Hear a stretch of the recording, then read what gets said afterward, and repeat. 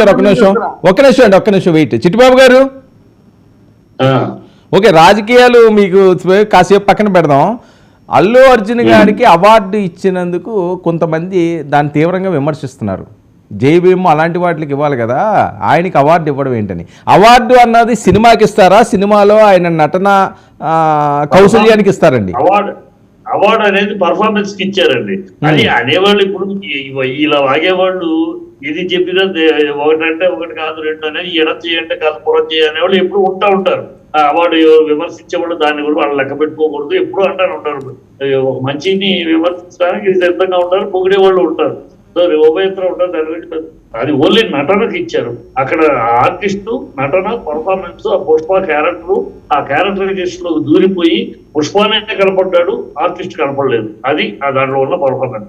ఏ artist అయినా ఏ cinema Kamal Haasan అయినా, కమల్ హాసన్ కనపడితే ఎవరు కమల్ హాసన్ పాత్రలో దూరిపోయి ఆ పాత్రే కనపడితే అది పర్ఫార్మెన్స్.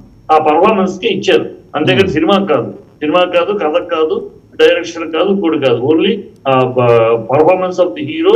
ఆ పాత్రోచితముగా పాత్రలో లోనై పాత్రలోకి ఐక్యమైపోయి పరకాయ ప్రవేశం చేసినట్టు ఆ పాత్రే కనపడింది అక్కడ. అది అందుకని ఇచ్చారు, అంత బ్యూటిఫుల్ గా దాంట్లో ఇన్వాల్వ్ అయి చేశారు. అసలు ఈ పుష్ప ఎపిసోడ్ కి ఓకే ఒక నిమిషం అండి, పుష్ప ఈ ఎపిసోడ్ కి ఫుల్ స్టాప్ పెట్టాలంటే అసలు గేమ్ చేంజర్ ఎవరు దీనికి? గేమ్ చేంజర్ ఏం లేదండి.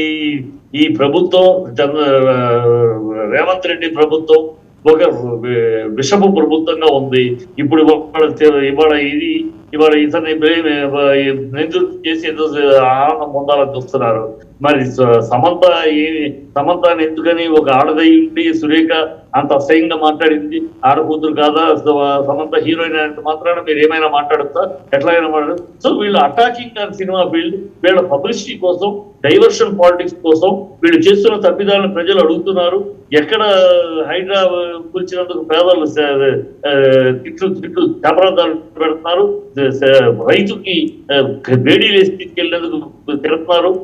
వీళ్ళు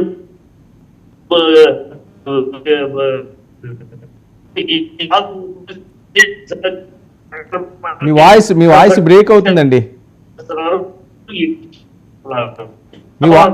మీ వాయిస్ బ్రేక్ అవుతుంది. డైవర్ట్ చేయడానికి ఎవరు ఒకసారి కన్వెన్షన్ పగలగొట్టడం, దాంతో ఒక నెల పోయింది. నెక్స్ట్ సమంత మీద పెట్టడం, ఒక నెల పోయింది. ఇప్పుడు ఇది ఇలాగ డైవర్షన్ పార్టీ. ప్రజలు అసలు విషయాన్ని ఆలోచించకుండా ఇట్లా, ఎందుకంటే సినిమా వాడిని అటాక్ చేస్తే మొత్తం మీడియాను, సోషల్ మీడియా దాన్ని కవర్ చేసేస్తాయి. ఇక వీళ్ళ మిగతా విషయాలు అడగరు ప్రజలు.